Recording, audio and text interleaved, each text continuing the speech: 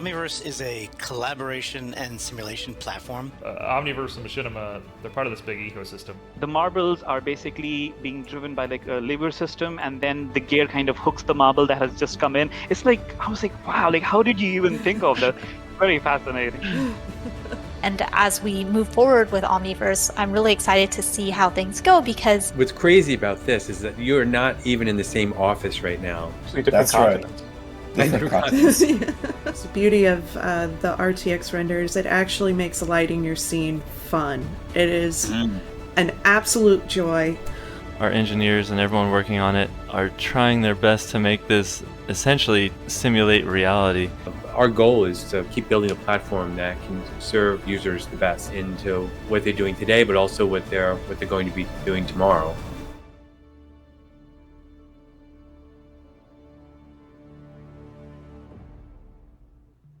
Hi, Omnivores.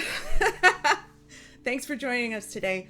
I love these guys. These group of developers are so much fun, and I love having them on. We're going to talk the Blast extension and kind of focus on Flow, what it is, and and the fun things that you can do with it.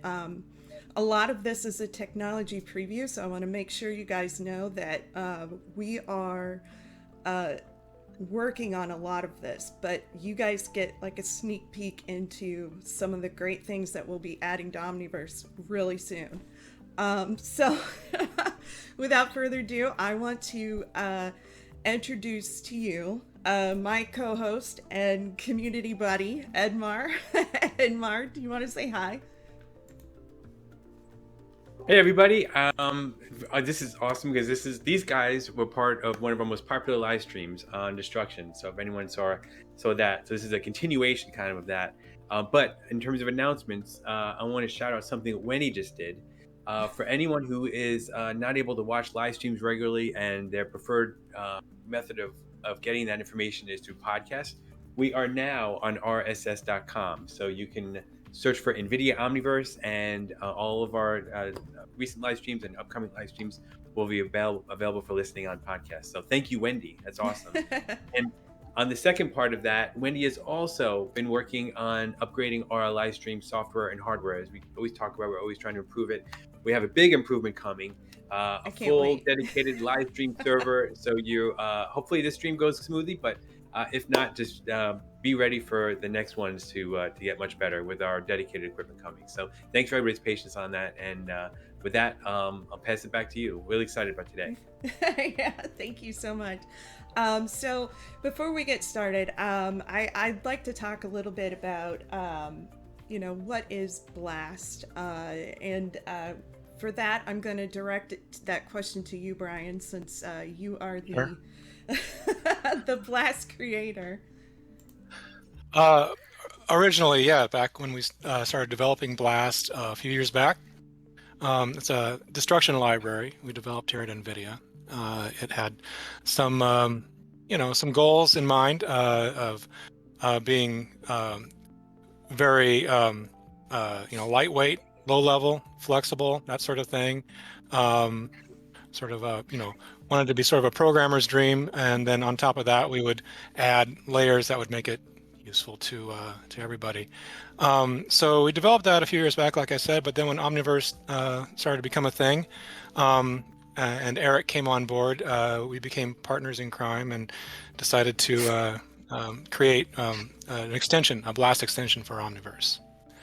And it's so far we've been the Blast SDK is its own thing, lives as a library. It has a bunch of capabilities, authoring. It's got a very powerful set of computational geometry tools. It's also it does pre-fracture, but it also has a capability of runtime fracture, which we haven't introduced yet, but we hope to at some point. Anyway, so in the last stream, we were able to, if you hadn't seen it, we it was a coming out party sort of for Blast and Omniverse, and we, it was finally able to, we were able to show it off. We felt it was at a point where it would be useful to developers and they can get their hands on it. And as you mentioned, a lot of the stuff we have now is you know, it's very cutting edge, but there's some really cool new features, and we wanted to show it off to people. They can expect right around the corner. Oh including, yeah, well, absolutely. yeah. If you have not played with Blast, you have to. Throw your models in there, cut them into pieces, blow them up as many times as you want. You guys got to try this. It's so fun. So we're going to talk about a particular aspect of Blast called flow. And I want to introduce you guys to Andrew, who is the, I mean, he basically wrote the entire flow system. And I love this guy. I worked with him for several years. Andrew, would you like to talk about flow and give us a little overview on it? Sure. So the foundation of flow is all about sparse voxel grids. So NVIDIA's had a very long history of doing fluid sims for both gas and liquids. Some of the older stuff we would either do particles or we would do static grids. So we'd have to, keep the effect within a certain region. And so the big change that Flow's brought is to get us to GPU accelerated sparse voxel grids. Right now, Flow focuses primarily on fire and smoke. And in this case, we're also going to use it some for dust. That's cool. Yeah. And Awesome. I know people have asked about liquid stuff. That's something we've done a lot more with PhysX. Okay, right. Yeah. Because, when you think about flow, you kind of think of water, but it's actually those simulations of those particles or...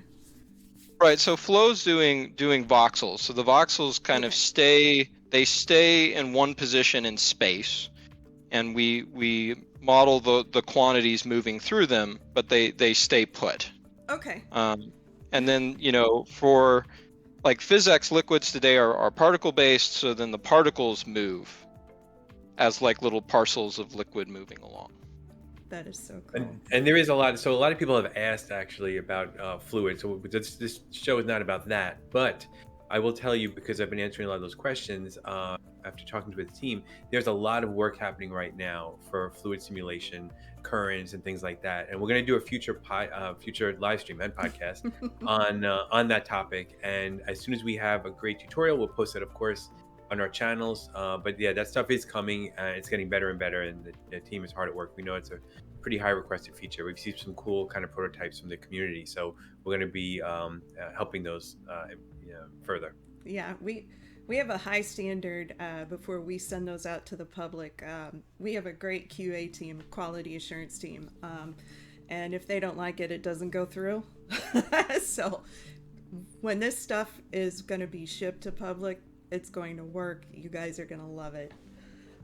So there is something else that I want to talk about, which is very exciting for people like me that I don't program a whole lot, but I'm going to switch it over to Eric. He's going to talk about a new feature we're working on called Omnigraph. So Eric, do you want to give us like a quick overview of that? Yeah, so Omnigraph, like you said, it's a tool that's aimed at kind of the non-programmer, somebody who is very visually oriented, but not as much like code technically minded. If you're familiar with shader editors and similar kind of visual scripting languages, you'll be very familiar with kind of the look of it. The idea is to encapsulate functionality into little pockets, and then you connect those together and you can snap them together in different ways to make different behavior. And it gives you a very kind of interactive way to do authoring, which is why I'm excited to show how Blast is using it. We're one of the early adopters of it. We were asked to try to jump in the deep end. As Omnigraph is being developed, we're trying to use it to extend Blast, and really out of the gate, once we got the functionality going, I could see, oh yeah, this makes it a lot more fun and intuitive to author something that's destructible. It gives me a lot more fine-tuned control over the look and the output of it. So I'm excited to show it off. I hope people really enjoy it. And then also getting to kind of preview Omnigraph before its real like official unveiling is pretty special. So hope you enjoy. Yeah, I can't wait. And of course, I've named him the Master of Disaster. Paul, we love you. We're using you to basically follow the dev's instructions live and take a look at blast and flow and all the fun things you can do with that. So Paul, you're muted, just so you know. There you go. Sorry. There you about go. that. There he There we is. go. Hey, I live. Yay! So yeah, cool. I'm excited. Okay, yeah, so what- do you want to? So we're going to start with Paul. You want to start with sharing? Or actually, you're already sharing it. I see. I'm already sharing. Okay, I'm so ready you're to ready rock. to go. I'm just gonna kill my Discord and So anyone who's watching or listening live, post your questions in the chat, whether you're on YouTube or on Twitch. I'll be watching. That's why you see me kind of go off screen for frequently. I'm looking at the chat, so let me know, and I'll shout those as a developer. I see we got a couple of fans, including Jay Salina from JS Films. Hey, what's going on, Jay? Hey, Jay. He has a question that might be good for you guys, actually. Jay's working on a movie with Unreal and Omniverse, and he's asking if it's possible to get a muzzle flash flow template. So he wants a nice muzzle flash. I don't know about that. I think we need one, but we actually encountered that issue when we were building this scene that you'll see towards the end. We solved it in a couple different ways, but we didn't actually use flow for the muzzle flash. We actually just ended up doing a little video editing to solve it. But that was mostly due to time constraints. So it could be done. It needs to be done. It's definitely a little tricky. So I can let Andrew speak if he'd like to say anything more on that. Do you, Andrew? Yeah, it's something we've been talking about, trying to find a good way to do it. It's so the problem with things like muzzle flashes and cannon fire and stuff is that the fluid flow happens incredibly fast right at the beginning of the firing, like sometimes even like supersonic, but then it almost immediately goes to like subsonic, just blowing away in the wind. And so, right now flow by default just wants to like run at 60 frames a second for all of that. But that doesn't work for effects that are that fast. So we've been thinking about, Flow has the nano Vdb emitter now, where we could potentially capture the initial part of the fire in kind of slow-mo, and then play it back at full speed as a Vdb emitter, and then have the slower parts of it, the blowing away in the wind, happen live at 60 frames a second. So that you can not only have the wind, but other objects flying around also still interact with it. So we've been kind of brainstorming ways you can deal with that. I think in all cases we can definitely do it with a VDB playback. We'll talk about some of the rendering on that today. One thing we're still waiting for is to get emissive support in our path trace volumes, and once we have that, there'll be a lot that we can do with it. That's awesome. All right, thank you so much. And wider than that, you've talked about expanding the Flow template library to have a lot more examples for people to work from, right? Yeah, that's something that's definitely on the to-do list, is to get more templates in general, and probably get up to the point where we have more of a browser instead of just a handful of items in the menu. Design All right. work. Yeah. So I guess I should just get going here, if that's okay with you Yeah, guys. let's Sounds do like that this. question's answered.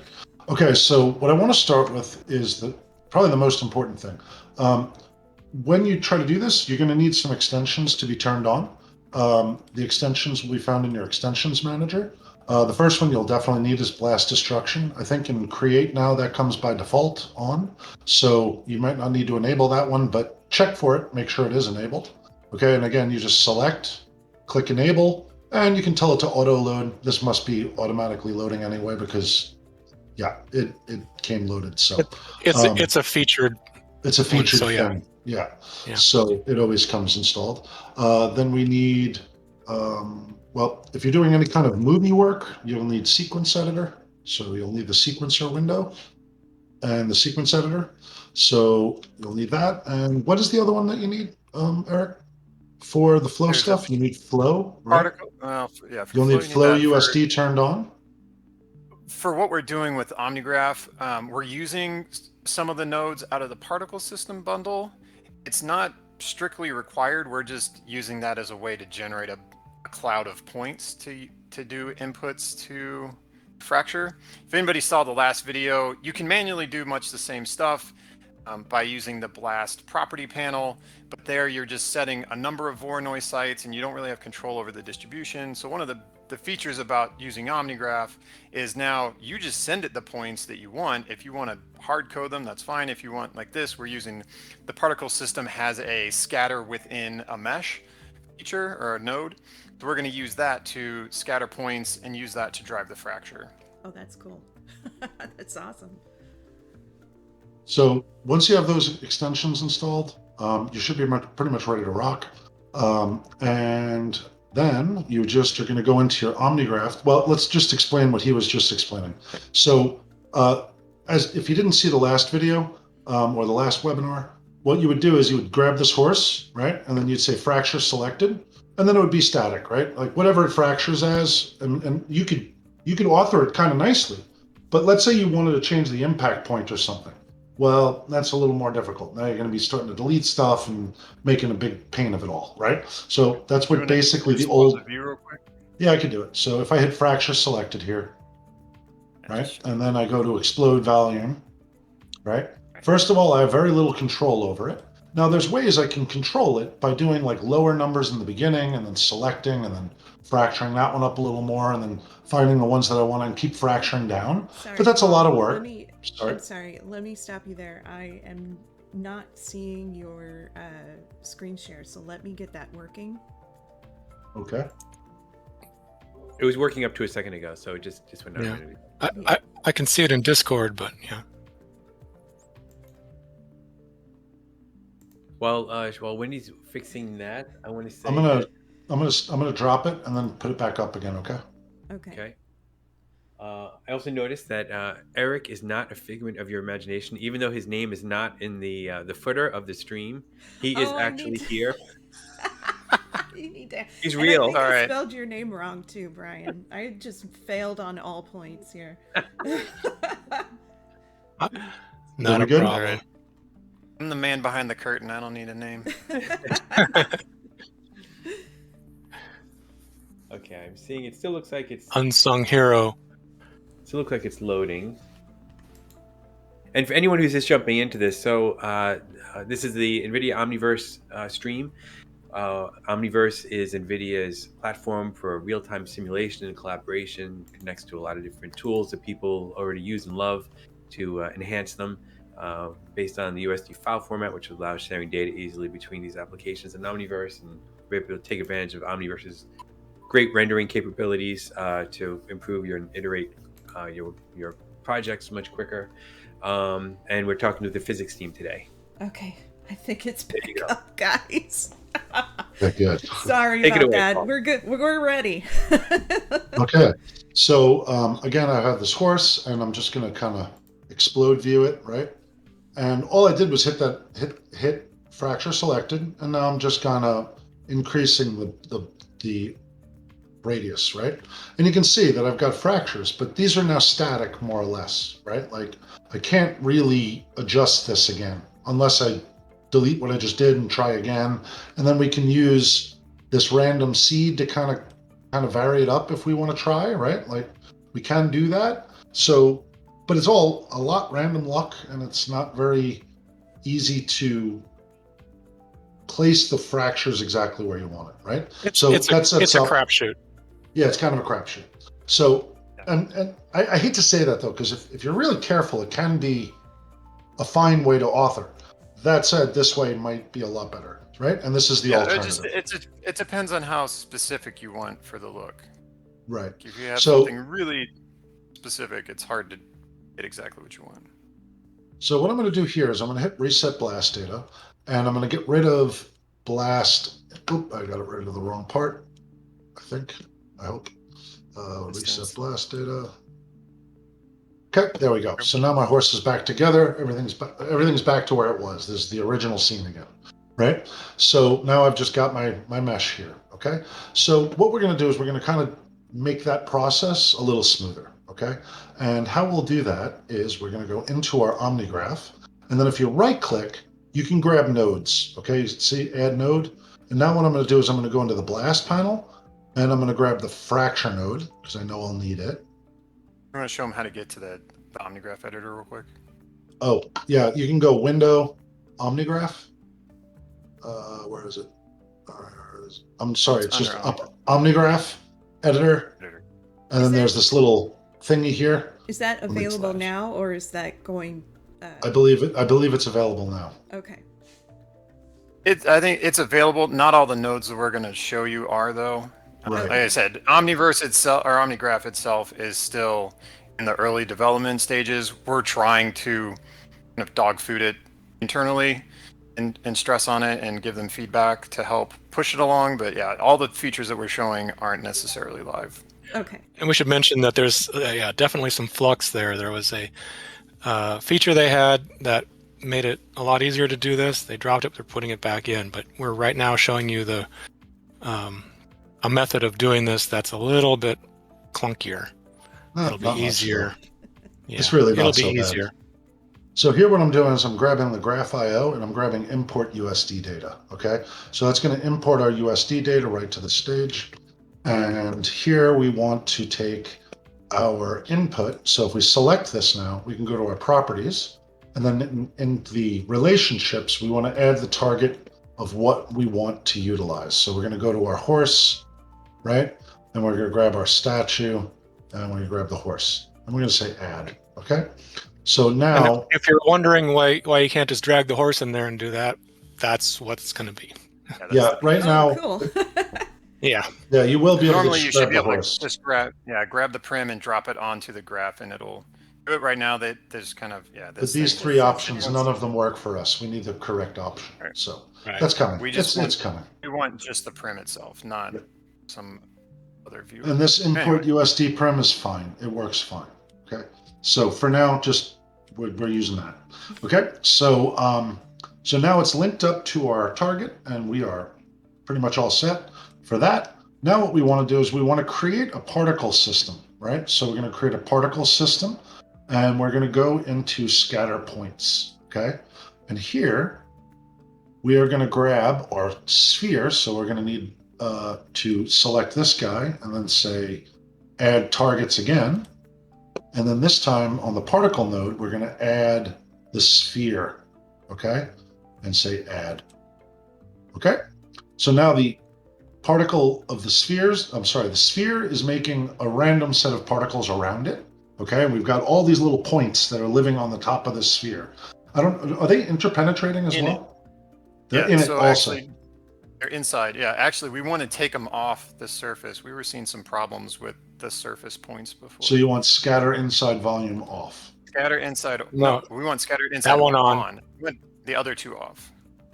So that's going to distribute randomly, however many. Only points within you set. inside of it. Only within it. Inside of it. Yep. So Got then the value above there, you can set how many points you want inside of it. Drag Leave that it up at default for now. Okay. So now I've got my import USD prim. Now I need to fracture it. And this is where I'm going to have to open up the hamburgers. And I believe this one too, I have to open up the hamburger. Correct me if I'm wrong, Eric. This part still confuses me a little. So the output points go to the input points. Is that correct? Correct. And then the output of the prim goes to the input prim. And now I want you to watch the stage. You'll see that now as soon as we did that, our horse got our blast base and our blast instance, okay? And now we can actually select, and that just came from this here, okay? So now if we were to select our horse in blast and open up our explode view radius, you'll see that nothing is happening, right? And that's because we haven't actually started to penetrate with our sphere yet. But as soon as we do, we start getting penetration of the sphere. I want to And you turn can down see how the explode radius. Yeah. But you can Just see how one. the density of the pieces of the horse is much higher right around the sphere, whereas like the head is still a very large chunk. But around the rear of the horse, you have lots of little pieces because that's where all the fracture sites are. Where the Now that we action see happens. this, what I'm going to do is I'm just going to disable the visibility of that sphere now that we understand what's happening there. And now the sphere is still there and it's still doing its point work, but we're not able to, it's not blocking our view. And you'll see that as we move it around, oops, boy, it's a little sluggish. Yeah, definitely lots of optimization left to do here. Make it more interactive frame rates. The idea here is that you can then, drag the spheres around. You can actually, if you did a fracture of the horse itself and there was a particular piece that you wanted to subfracture, you can target that sub piece with the scatter node and drive subfracture on it. So then you can fine tune, okay, how many pieces do I want this to break into? And it's a lot more interactive way to author the look. You can sit and twiddle with the sliders and the numbers and kind of fine tune it, or shift the sphere around slightly. I don't like it right there. I want to have the impact point over here. This is where I want the density of all the pieces, and kind of an interactive rate here. It's a little bit slow, but when we get the performance up, you'll be able to do that in real time and have a much better iteration loop.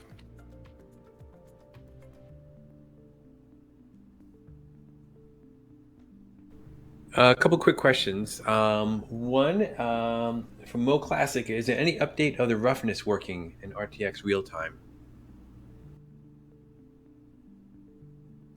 Roughness on what? Not my area of expertise. Okay, so we'll come back to you, Mo Classic, Is that offline. material based or? We'll see if he clarifies or she. Yeah.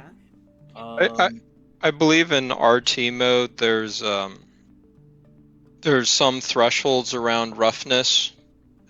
So if you cross a certain roughness threshold, it stops doing certain passes. Oh. I assume that's what's being asked about. Okay. But I don't have any details on its behavior changing. Okay.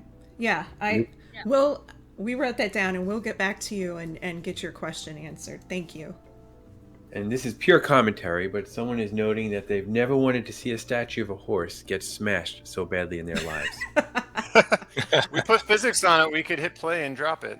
Yeah, we can. It's got physics. It's what the crowd wants. But yeah, you can see here, like, he's got the head shattered into more pieces than the body. So it lets you play with it and drag it around until it gets the look that you want. Or you don't have to completely re-roll the dice every time. You can make fine-tune adjustments a lot easier than when you're using the panel style. And you can also choose the volume that you're going to scatter the points in. For example, you can use a cylinder applied to a plate of glass to get sort of a bullet, hole sort of pattern.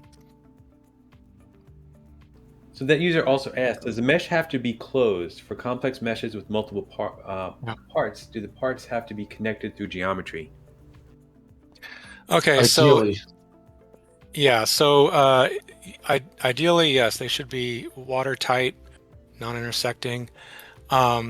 You can compose it out of multiple parts, though, and those can be put together.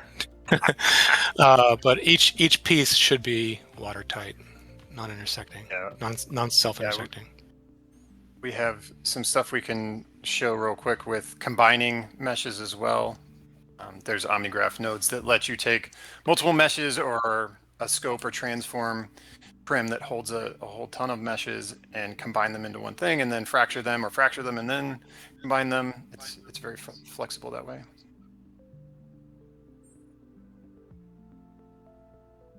Can you shatter it? Can you shatter two statues by them hitting each other? Of course. Oh yeah. Oh yeah. Yeah, they're rigid bodies, so they'll interact with any other rigid bodies. I feel like we need like a very generic cartoon sound effect for things breaking. Can you give the bottom one an upward velocity? I love Of course, now we're watching just it. It's going therapeutic around. in a way, right? Like you're having a bad It's day. the best. Yeah. I love my job. They pay me to break things. Of course, right? You can create a digital twin of something and destroy it, and it doesn't impact the real thing. We need to get the printer from Office Space. Oh yeah.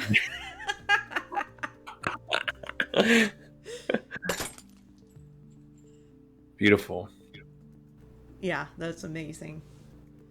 And so what he did there, he just instanced the destructible. And so the nice part about what that's doing is we only do the heavyweight mesh data once, and then you can make any number of instances of them, and they're independent. They can break independently, but you're not paying the full overhead of all the mesh and fracture data for each one.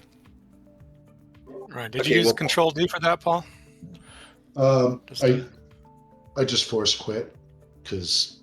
Oh, that. Okay, yeah, but I just mean for the create the instance, for the horse, the duplicate. Yeah, you can just select it, Control D for duplicate, and you. That's got what I did.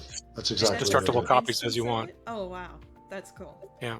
The problem was that I crashed. The whole army. Yeah. Yeah, the original one is a army of single horses. instance. Yeah. Exactly. All right, we got a clarification on the roughness question. I mean roughness of the glass materials. You can create a sphere and put a glass material on it and modify the roughness of the material, like 0.3. Mm-hmm. Now when you choose RTX path trace, the material is looking good, but if you switch to RTX real time, the roughness doesn't seem to work. Okay. I would have to ask the RTX team. I can do that. I mean, that's what the forums are for, to ask those kind of Very questions. true. You can also ask on live streams, Paul. I'm not saying you can't. I'm not saying you can't. I'm just saying. What Paul meant to say was, you might find your answer on a forum. That's what I was kind of saying. Yeah, I'm not going to be very much help for RTX questions, though. Sorry. Yeah, that's all I was trying to say. Is like that's not our RTX questions are going to be something that's going to be outside of our purview. Okay, so what's our next stage here? What do you want to do now? I think we're going to move on to putting smoke on this. Is that what the plan was? Do that. We could show the combined setup real quick if you wanted, or we can skip that. That one's not as fun as smashing horses into the ground. Well, the horses got crashed, so I'd have to redo it, but I can do that. Yeah. No, that's fine. No. I'm saying let's move on from this, but we can skip the combined wall. That one's not as exciting. Yeah, we're getting a request. Put fire and smoke and smash it. Dude, that's the kind of request I like to answer. Although I do understand not having a roughness control would be annoying. Yeah. I'd be frustrated. That is. Well, should we move on to flow then? Hey, Andrew, how hard would it be to make the horse emit fire the way the bunny did that you set up before? Possibly not too bad. Do we dare do it on a live stream? If that's too much of a curveball to throw in the middle of it, but the bunny looks super cool. Yeah. We can try. Yeah. Let's go for it. So for doing fire, just start with creating a flow fire preset. So create flow preset fire. Fire effect. Yep. Okay. Oh, did that just put it under the horse? That's fine. So expand under the horse there. You can get rid of that sphere emitter. Then click on the horse prim and go create flow mesh emitter.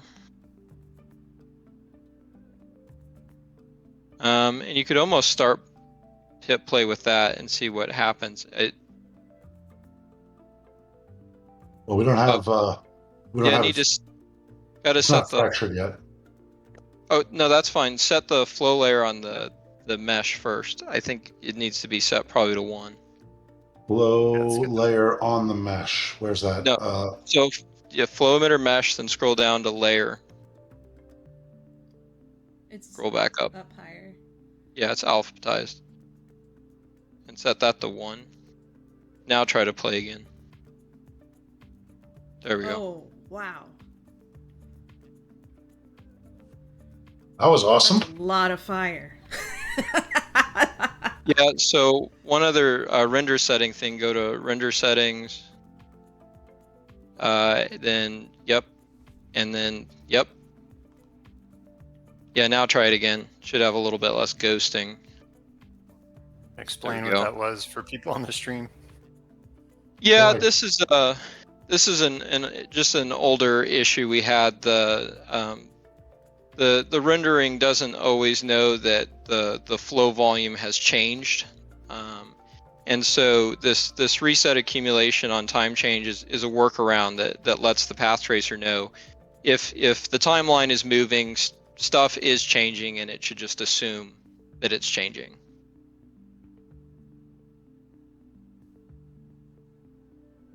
And I'll mention here too, so as far as new features go, one of the new features developed that hasn't gone public quite yet is this mesh emitter. So it will mean the ability to take any arbitrary meshing kit and say, I want to emit fire from it, or I want it to behave like a collider.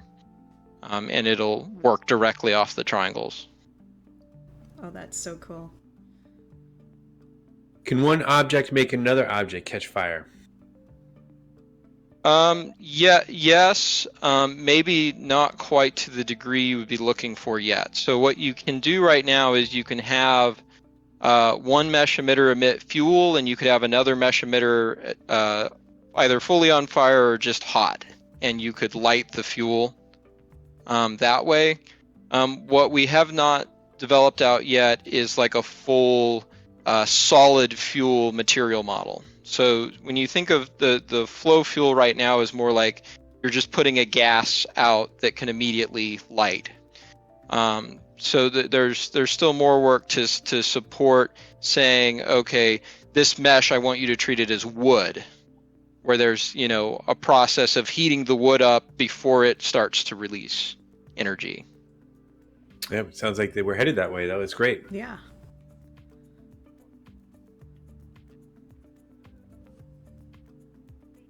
Just another comment. Fire, I love you.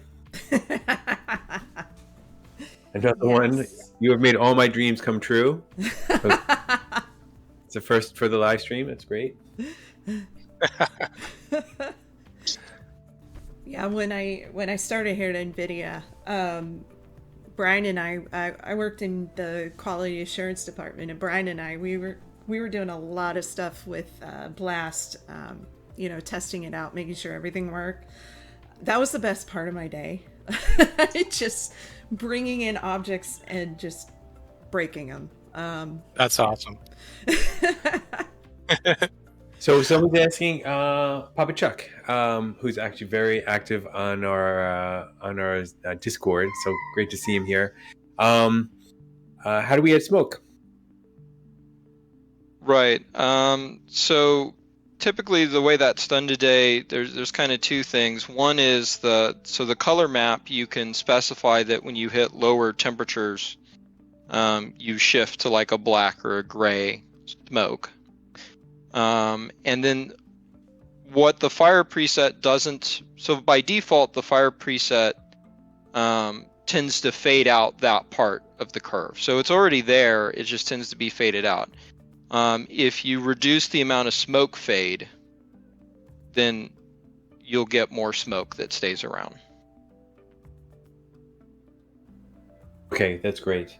Another question, will we be able to modify how the lights behave via custom MDLs? Yeah, that's a material question. That's a Frankie Frankie question, right? Yeah. So also, if anyone who's watching or listening has questions that don't get covered on the stream, you could, of course, go to the forums, as Paul kindly suggested, where Wendy is our forum queen, Or you could go over to Discord. We have NVIDIA Omniverse Discord, just discord.gg/NVIDIA Omniverse. We have lots of channels there set up for the different apps and connectors, and a general one for questions. So feel free to post your question there, and we'll try to help you there. Yeah, there's a link in the top right corner of the stream. Hopefully it takes you to Discord. Sorry, guys. I was just getting caught back up to where I was. That's okay. We're answering some other questions. Will you add AI to fake physics simulation? I'm not sure what Classic means there. Will you add AI to fake physics simulation? I guess. Well, that's more of a question for the. I mean, we're doing destruction and fluids here. I think the physics team has considered those kinds of questions. As far as AI goes, or machine learning of any sort, we are currently researching ways of using machine learning to create the fracture patterns, so that you can say, oh, that a realistic way for something, a Ming vase to break would be this, and it would apply it to whatever shaped thing you had that sort of material, and in some intelligent way. So that's the route we're looking down right now.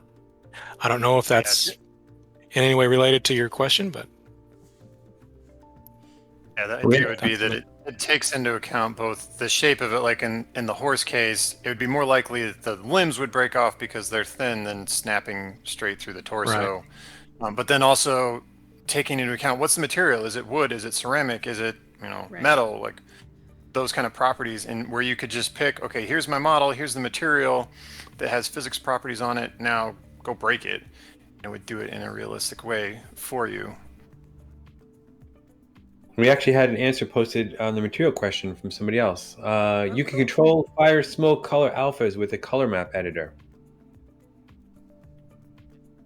That's from, looks like Mr. Tyner himself. Hello, Mr. Tyner. Thank you for thank you for joining the chat. I see the one question asking about little fire particles coming off the mesh emitter. So to clarify there's no points being emitted. It is purely voxel at the moment. The voxel detail is fine enough. You can start to emit things that would look like little particles. You can put tiny wisps of fire, because there's also a flow point emitter now, where if you just want to emit several voxels worth of fire, you can do that. Right. Each voxel has density and velocity, right? Right. And that's how it moves around between.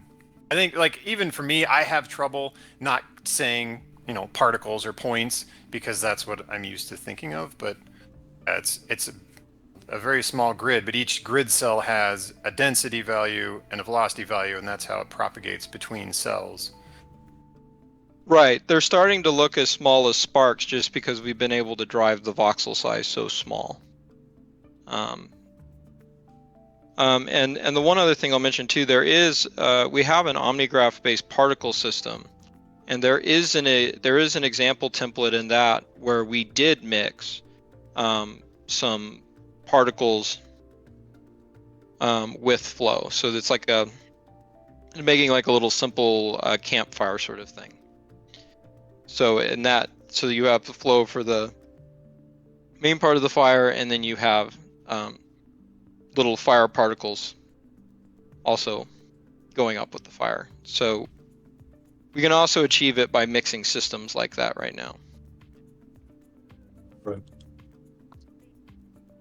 I don't know if we have any particular time limit, but we may want to move on to the other scene so we can show a more complicated setup. You have 30 seconds. 30 seconds. We'll wrap it up. Go.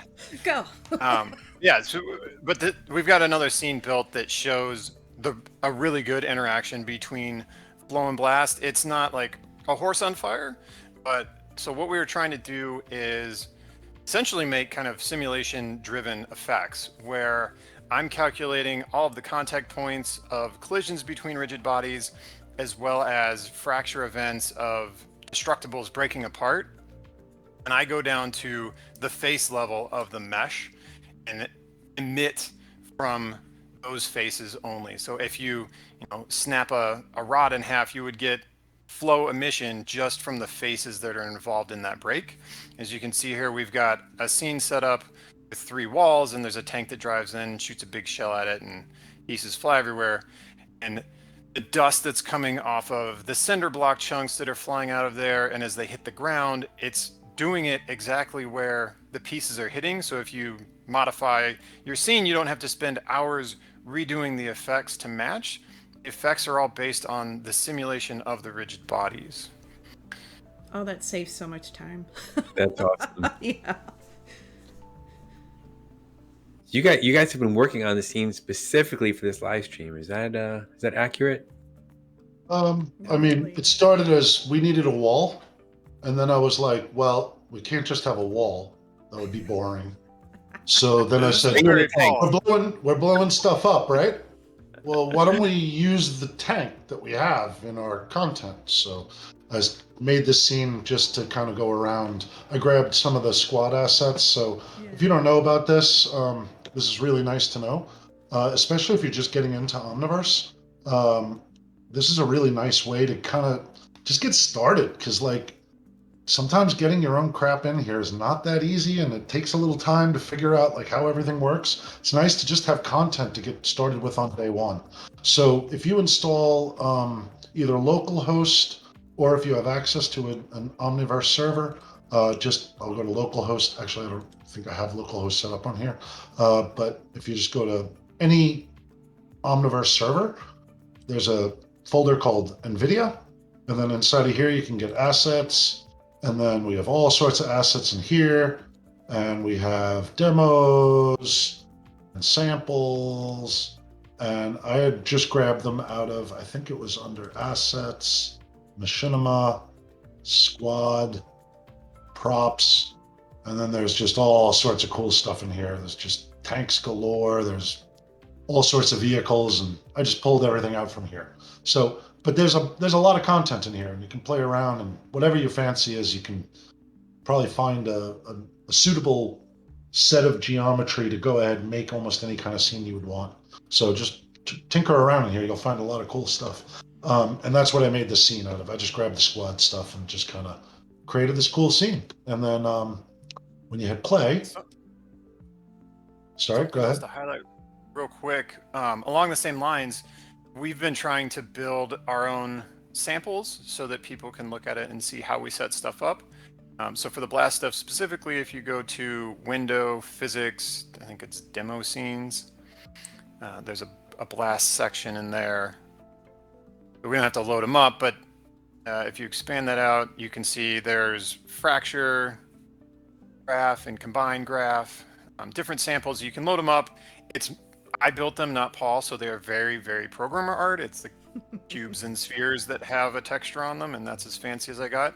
But it demonstrates how you would start to use the features. So it's something useful to get you started too. Very good to know. I Okay, think blowing so up squares and spheres is pretty awesome. So, So like So on this this one, one- yeah, as I say, this is basically the entirety of the Omnigraph, right? yep, that's it. There's 3 nodes. One of the nodes is a prim. The one on the right is actually on the right. Sorry, I'm going backwards. That's actually the flow emitter. So this is showing you can take the outputs of the nodes in the graph and actually drive attributes on the prim directly. That's a really powerful way to update properties, and it can, animate them over time. It can be a one-shot deal, however you want to do it. So then the middle node is an adapter that's taking the events that are generated from destruction and collisions, and it's translating it into the format that flow needs. The one on the left is the one that's actually generating the events. So you can think on the left is the data source, and on the right is the sink. In between, there's just a translate layer, and that's it. And that's so for basically any scene where you want to have dust coming off of things that are colliding or breaking, that's really all that you need.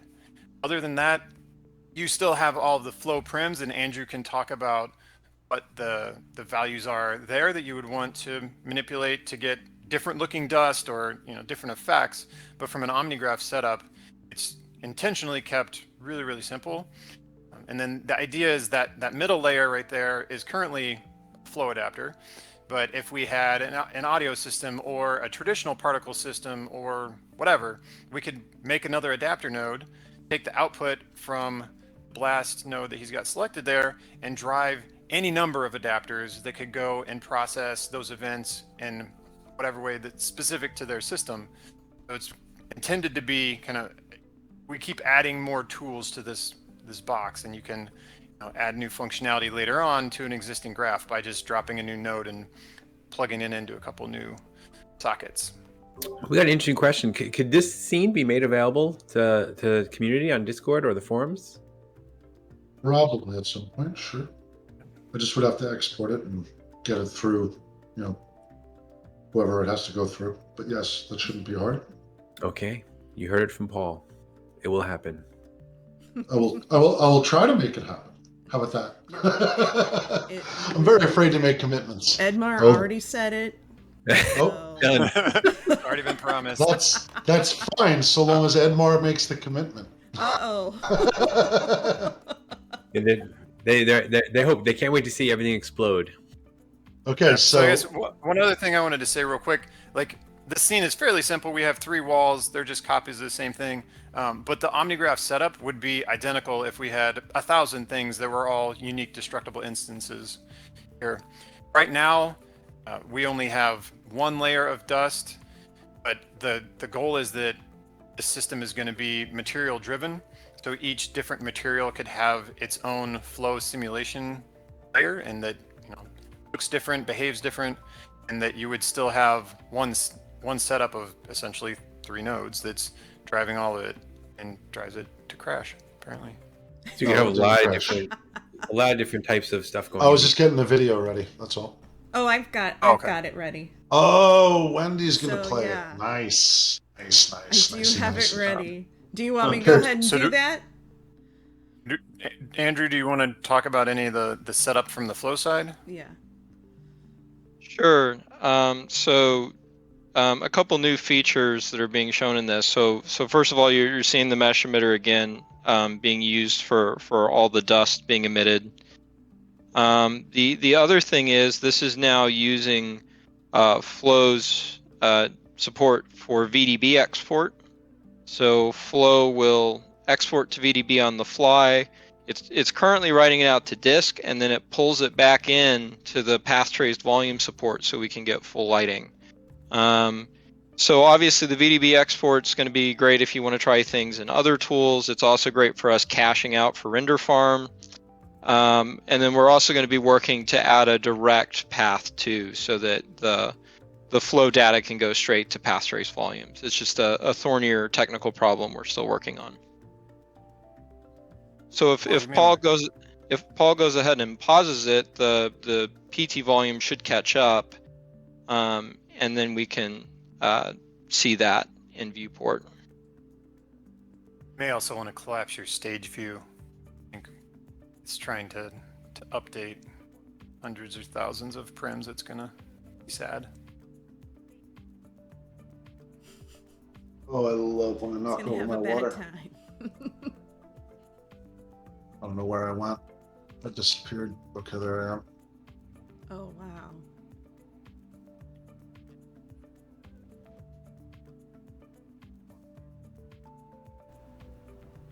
I know it's possible. So It looks so good.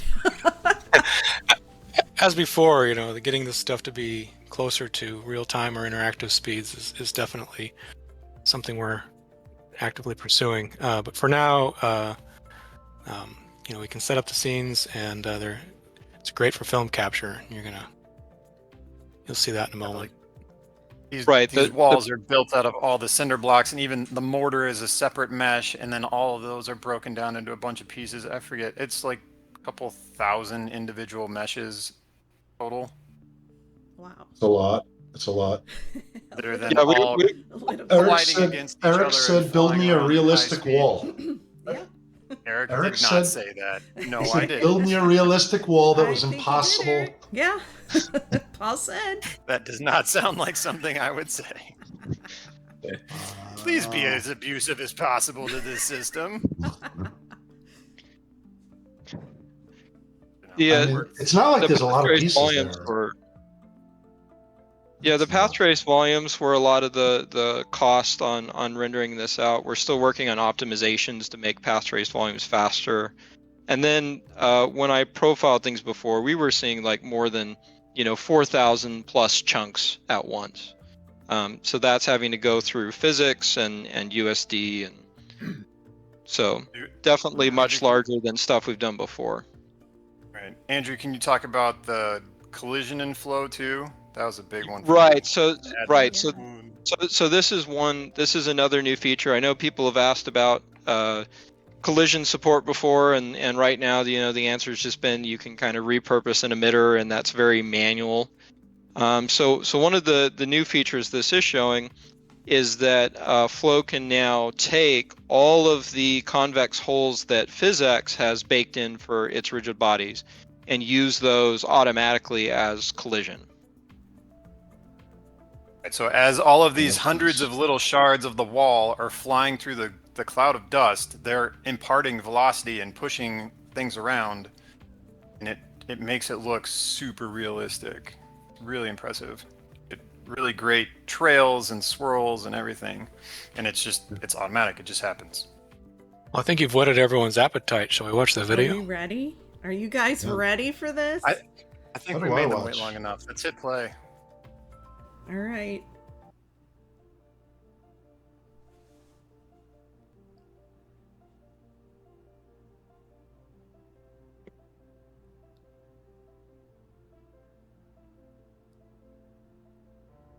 I mean, that tank looks so sweet. They really did a nice Yeah. job rendering it. Those modelers look great.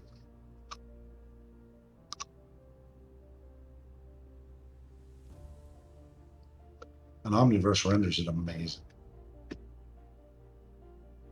I think, anyway.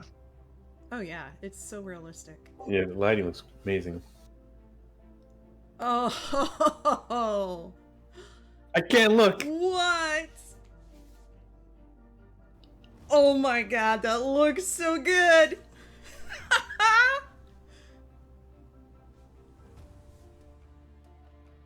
Okay, I'm playing it again. That is crazy.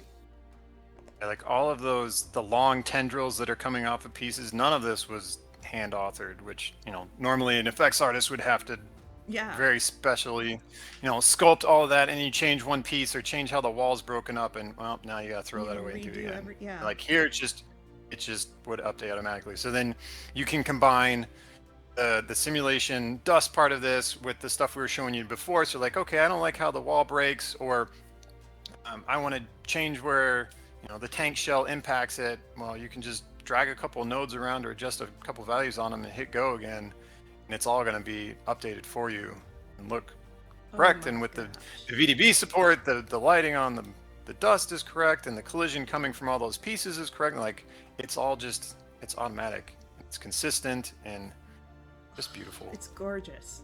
Absolutely. Love it. Better than cubes and spheres, Wendy? We have a quick question. Are things like mesh emitters and particles and soft body physics transferable between DCCs? I guess that's a So USB. between Go ahead. Sorry. So one comment I'll make. So like right now I don't know if we have plans to say like for the Flow case of like picking up the Flow runtime and trying to put it in all of these apps. Nano VDB is definitely what we see as like the interchange format to be able to at least take your captures and move them around. I guess the PhysX is a little bit of a different situation because there is a full physics schema that's now part of the USD standard officially. So we might start seeing sort of official support across multiple apps if they're satisfying that schema. I don't know where soft bodies are at the moment, because I think we did the rigid body stuff first. Yeah, but even on the physics stuff, I could see them potentially supporting transferring authoring between them, but doing the full simulation of it, I think, would be a pretty tall order. Yeah, this match. I mean, short of integrating physics into another DCC. And this is a super high technical question, so brace yourselves. Am I the only one that thinks that Paul looks like Harrison Ford? Eric, do you have an answer? Well, that goes in line with my daughter's statement this morning. Yeah, She yeah. would say you're the most handsome daddy in all the world. She's right. Like Harrison Ford. Han Solo. And then she asked you for a pony. And you got out your credit card and you're like, yes. Take it. Anything you want, dear. Yes. All right. Well, I think one quick. This is really quick. So they're asking if all the devs right now in the stream are actually working on the scene at the same time. We have done a live stream where we've done collaboration where multiple devs are on the same stream. You can look at that on the NVIDIA On Demand or our YouTube channel. This one is not. This is basically just one developer on the scene. But you could have easily had, right? You guys could have easily been all working on the scene together at the same time. Yeah. NVIDIA, the Omniverse platform is actually built for that. It's built for collaboration. So you could work with one or more people on the same scene at the same time. And you can imagine the change in workflow that provides. So we'll definitely want to do more of those because I think we've gotten a lot of questions on that and when people love seeing it. And a lot of stream for that. Yeah, it's so we'll do more of those. But on none of that note, let us know if you have any suggestions for future live streams. Next week we have an awesome live stream. If you watched our user group meeting from GTC a couple weeks ago, you got a sneak peek when we interviewed some graduates from the UAD, which is a university in Mexico, University of Digital Arts. They have a game program, and their senior game engineers are required before they graduate to write a little custom game engine. What they did, even without talking to us, they went and without using our documentation or videos, they actually created a custom Omniverse connector for their own game engine. So they created a connector that let their game engines work in Omniverse and talk to each other. Super fascinating. So we're going to spend a good hour or so talking with the 3 students who each one of them made their own connector. So we're going to look at their game engine and look at their connector and see how they did it, what their recommendation they have for making your own connectors. But we love that. We love seeing how people are able to just on their own or with our resources be able to connect their own stuff to Omniverse, and we would love to see more of that. So if you're doing something like that, let us know because we'd love to highlight that. Yeah. Yeah, awesome. Yeah, and we definitely need to do more videos on just blowing things up. So I'd love to have you guys back for another stream real soon. And hopefully a lot of these features will be available to the public when that happens. Yeah, so thank you. Thank you, Eric. Thank you, Paul. Thank you, Brian. Thank you, Andrew. You guys are great. Yeah, thank you so much for taking time to, help us help us understand Blast and Flow. And we'll see you guys soon. Thanks for watching. Thanks, everybody. Everyone. Thank you. Bye-bye. Take care. Yes.